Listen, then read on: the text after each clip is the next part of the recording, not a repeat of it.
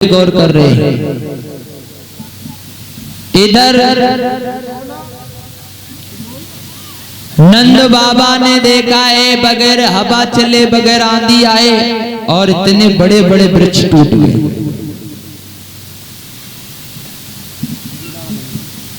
गोकुल को छोड़ दिया, एक तुलसी का वन था, वहां जाके सुंदर सुंदर महल बनाए हैं। वृंदावन के नाम से प्रसिद्ध गांव बसा लिया। एक दिन इधर भोजराज कंस बैठा हुआ है, उसी समय देवर्षि नारद का आना हुआ। कहिए भोजराज कंस, आप दिन पर दिन कमजोर क्यों होते चले जा रहे हो? बाबा जी देवर्षि नारद, आपको तो मालूम ही है कि जब से ये कृष्ण पैदा हुआ है ना, तब से हमें चिंता ही खाई जा रही है। मैंने अपनी बहन पूतना को भी भेजा, बड़े बड़े राक्षसों को भेजा, लेकिन उसका कुछ भी नहीं कर सके, इसलिए हम चिंता में। भोजराज कंस, आप एक सम्राट राजा हो तो है खैर, और सारे यादवों को जेल में डलवा दो और उस कन्हैया को तो फिर अपने आप पकड़ लोगे। लेकिन उसके लिए कुछ आइडिया बताओ देवर्षि नारद जी। कंसराज, हाँ, आपने काली दे सुना है? सुना तो है। उसके अंदर एक कालिया नाग रहता है। बिल्कुल रहता है। और जिसकी फुंकार से मौत भी पनाह मांगती है। बिल्कुल मांगती है। तो उस काली देह में से दो छपरियां कमल के पुष्प मंगवाओ। बाबा जी ये तो बात तुमने सही कही, और उस समय ना कालिया नाग के पास जाएगा कन्हैया तो उसको डस लेगा, मर जाएगा। बिल्कुल, ये तो बात तुमने मेरे मन की कही। कंस ने चिट्ठी मंगवाई है, बाबा नंद के लिए खत लिखा है। कहने लगे हैं सारे यादवों से, हे बाबा नंद, अगर तुमने काली दह से दो छपरिया कमल के पुष्प नहीं भिजवाए तो सारे यादवों को जेल में डलवा दूंगा। आज वो खत बाबा नंद के पास में पहुंचा दिया, और जैसे ही बाबा नंद ने उस खत को पढ़ा है, कलेजा थर्रा गया। हे कंसराज, गोकुल को छोड़ के वृंदावन में आके बस गए, लेकिन उस पापी ने हमारे बेटे का पीछा नहीं छोड़ा। यशोदा पास में पहुंच गई, कहने लगी क्या हो गया नाथ? आज बाबा नंद रोके कहने लगे अरे खोल पड़ी बाबा ने पाती,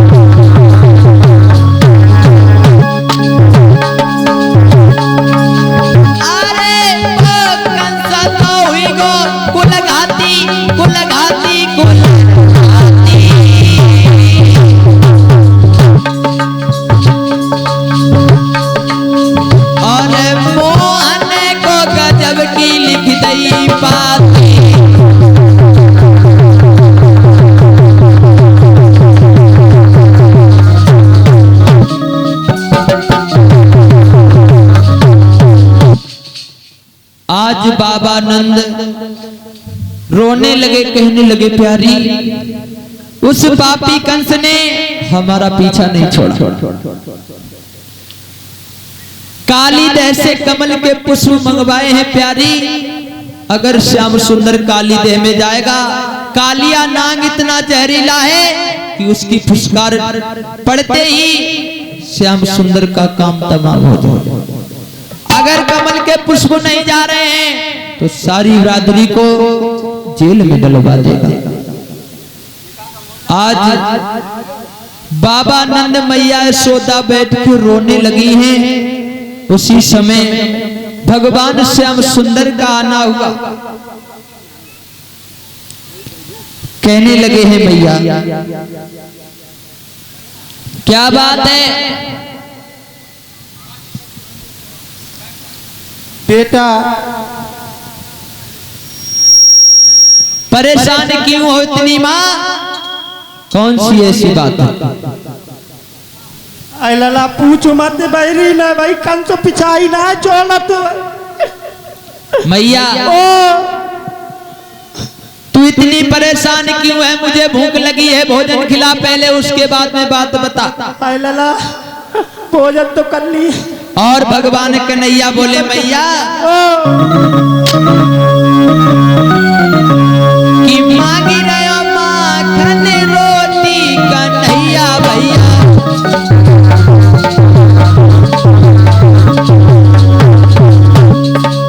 मांगी रहे हो माखन रोटी गोपाल भैया।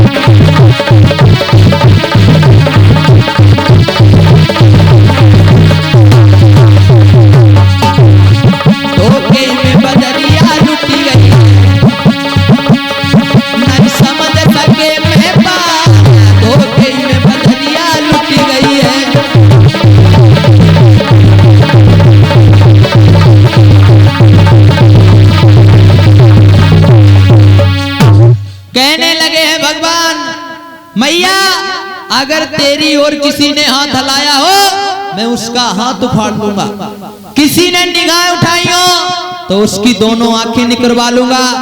तू ये बता तुझसे गलत किसने कहा? मैया रोके कहने लगी, मेरे लाल कंस ने काली देह में से 2 छपरियां कमल के पुष्प मंगवाए हैं। अगर पुष्प ना पहुंचे तो सारी बिरादरी को जेल में डलवा दे। भगवान कन्हैया कहने लगे, मैया वो जेल में भरवाने की धमकी किसको दे रहा है? अरे वो जेल जेल नहीं, वो जेल हमारे लिए सत्याग्रह मंदिर है। और का लाला सही कहा तो उसकी बात से तुम इतना डर गई? भगवान ने भोजन किया है और सभी ग्वालों को बुलवाया। भैया मनसुख आए गो, छदावी, गैर हाजर, मदन प्रेजेंट है, गोपाल बगल में धरो। भैया ओ भैया आज ऐसा करो, हाँ कैसा बोल वैसा। आज गेंद खेलने चलेंगे। हाँ सही कही, गेंद है तो मेरे पास गेंद होती तो तुमसे काय को मंगवाते। तो फिर काय गेंद खेलन चले चले हलाए घूमे रहो। तेरे पास तो गेंद है, हमारे पास गेंद है। जा गेंद कीमती कितनी तो मालूम है? अरे कितनी कीमत है? अपनी कीमत लेना। सो तेरी गेंद काय की बनी है इतनी कीमत? अरे सुन तो, या मेरे अम्मा की, मेरे मम्मी की ना, हाँ सास के और सासू की साया की बनी, तो हम काय दे दे? तो ज्यादा कीमती है। और का कीमती ना? अच्छा हाँ। मनसुखा कान लगो भैया कि मेरी मम्मी ने गेंद बनाई है, चलो खेले आवे।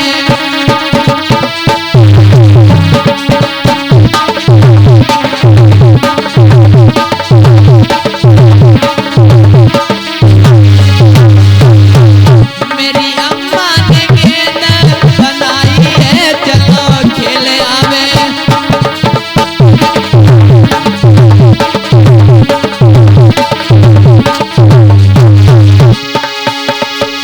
काली दे पे खेलना चाहिए,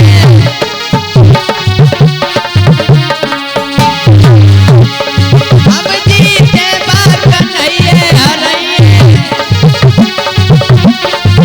भैया क्या मैं मनसुख की चतुराई है, चलो खेले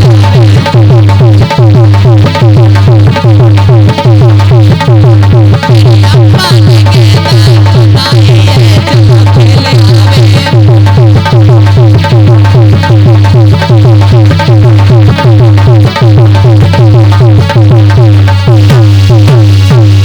चलो भैया चलो, लेकिन गेंद एक शरत पे दिए, जा ध्यान दे लियो।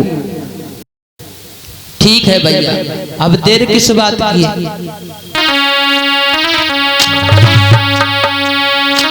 कि जिद मत ठाने लाला, बात का छू मान ले।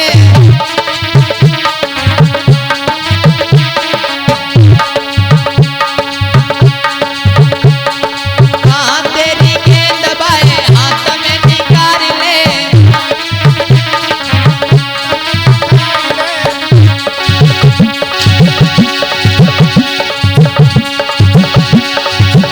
सब ग्वाल लगाए बातन में डंडा, ले ले हाथ में हो डंडा, ले ले हाथ में।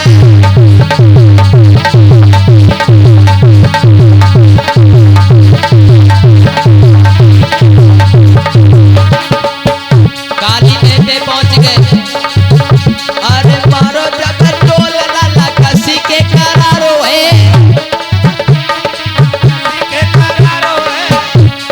गेंद पीछे भागी भागी मनसुख तो हारो है।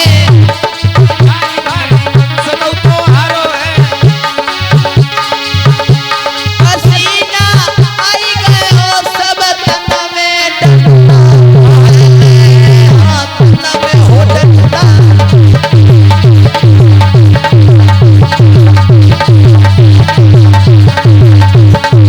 ले ले हाथ में हो डंडा, ले ले हाथ में हो डंडा।